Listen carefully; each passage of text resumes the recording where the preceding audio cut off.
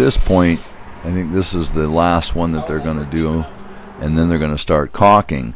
The square tapered column, we're just using a white latex, acrylic, whatever you can get, caulking, and then smoothing it out. As far as the column, River Rock column underneath, when we use the caulking for temporal installations, it is going to be a gray caulking. It's a mortar caulk, basically. Again, an acrylic latex will work fine. After that point, it's then going to be dealt with some of our Hydro-Seal. It's a cementatious paint that you'll put right on top of the gray caulking, wet on wet. So again, once all the fasteners are employed, you're then tasked with covering them up so you don't see them. The only fasteners that you got to worry about on the River Rock column are in the grout joint, which is Skyler's caulking right now. You've got your screw holes there, and you're trying to caulk that joint to where you don't have that depth of that crack. Again, this is a gray caulking, but it's a lot lighter than our Hydro-Seal, which is used to grout, in essence, after we've stained it here at the factory. Notice he covered up the screw head there. There's two other screws on each half that I want to bring your attention to. Remember those ones at the bottom. Those are countersunk, so now we need to caulk over those as well. So those are the only screws that you should have on the River Rock column, is the 3 on the sides and the 2 on each side on the bottom.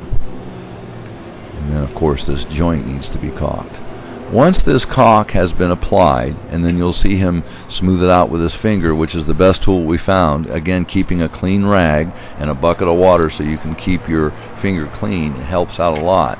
And notice that there is a little bit getting on the sides of the rock. When he gets all done smoothing it out with his finger, he'll come back with a rag that he's washed in a bucket and make sure that there's no caulking on the side of those rocks. Again, in this particular instance, being as the model home, this is bound to be uninstalled. So when it is, this will be something you can cut with a razor knife and take the 2 halves apart, take the screws out. If it were a permanent installation, I would be more apt to use a grout. It's a texture mix that we sell by the bucket. And then after that, the texture, when dried, would not look like the grout that we've used, which is the Hydro-Seal. After we're done staining it, we get stain in the grout lines. So we have to come back and paintbrush in a Hydro-Seal, which is to make it look like a grout-colored cement. To texture mix will not look the same as the grout that we have there now. So that's why you would use a texture mix, and then after that texture mix had set up a bit, then you could Hydro-Seal like we're going to Hydro-Seal over this gray caulking. This gray caulking would stand out. We don't want it to stand out. We don't want anyone to know that this is 2 halves. It should look like a masonry contractor came out, laid these stones one at a time, and it's not a system. It's not fake. It's real. That's what we're shooting for. So again, in this particular case, this is just the means to fill the holes of the screw holes and the gap between the 2 columns. After this is set up, I don't even want it to set up. This particular day was a hot day, so we were able to, right after it tacked up, in minutes, it was 90 degrees out. We were in full sun. You'll see him, as soon as he's done doing this, Sheck comes behind him and is doing the Hydro-Seal right on top of that with a little paintbrush. Again, the Hydro-Seal is a cementatious paint that is waterborne. It's just an add water mix. You've already got the polymer in it, so it's going to be an acrylic similar to the acrylic that we're using as the caulk. So the 2 are going to bond, and in fact you'll see in moments after he's done Hydro-Sealing how good it looks. Now this is the cementatious Hydro-Seal. Notice the little paintbrush. I think we get these little paintbrushes at the art section in Walmart. They're very inexpensive, but they're the perfect style brush to paint that grout joint with. Now again, this particular grout joint right now is a dark green, as the cementitious paint would be darker uncured. Notice the color on his hand there. It's dried right there. See how it's lightened up? It's not dark green anymore. It's typical of cement mixes to be that way. Again, that's a dark green. It doesn't look anything like the grout that we have on the other areas of the River Rock column. But as soon as he's done painting this, I pan over to the other side, and you'll see it drying. I mean, it's drying in minutes in this particular application. On a colder day, it might take an hour or two, but nevertheless, wet on wet is the best, and it's covering over that lighter gray caulk.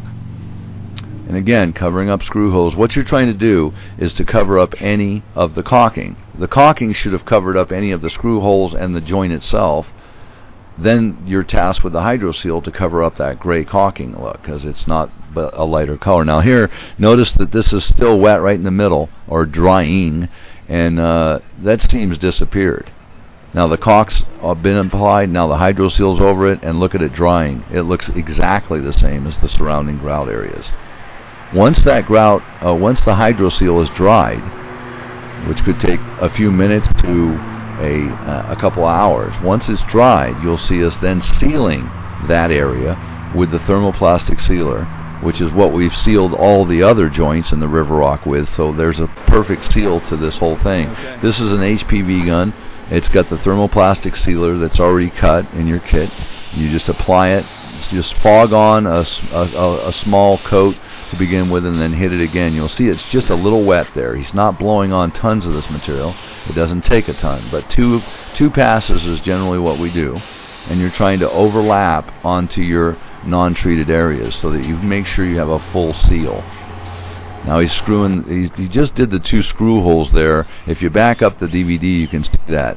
All the little holes that we had at the bottom, the 4 of them, we've also caulked and Hydro Sealed those, and they need to be sealed as well.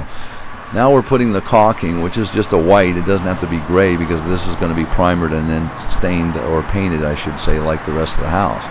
So we're just running that caulk down the seam area. As well as he's doing the seam area, he's going to treat on this particular side the 10 countersinks where the screw holes are. Notice on the left area of this seam is what he's working right now. He's dealing with the seam where the 2 panels come together, and he's dealing with the countersink. At any rate, the left side, you got the countersinks and the seam. The right side of this area is just countersink. But then you have the other side. So you got 4 little areas to treat here, and it doesn't take but minutes to do it. This isn't sped up, and you can run the clock on it. I don't even think it takes them a minute and a half to do this whole side. Again, this particular putty knife, if you will, it's not a putty knife. It's available at the auto supply stores. It's made for Bondo use, and it's much more flexible than anything else that you'll find at Lowe's, Home Depot, or such.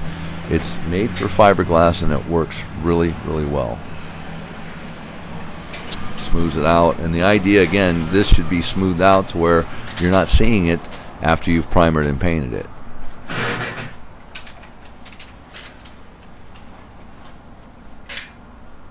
If you have any chips or dents from installation, if you've hit this or the column has any defect at all, the caulking is the answer. You just basically put it on there and smooth it out with the putty thing there. Works like a charm.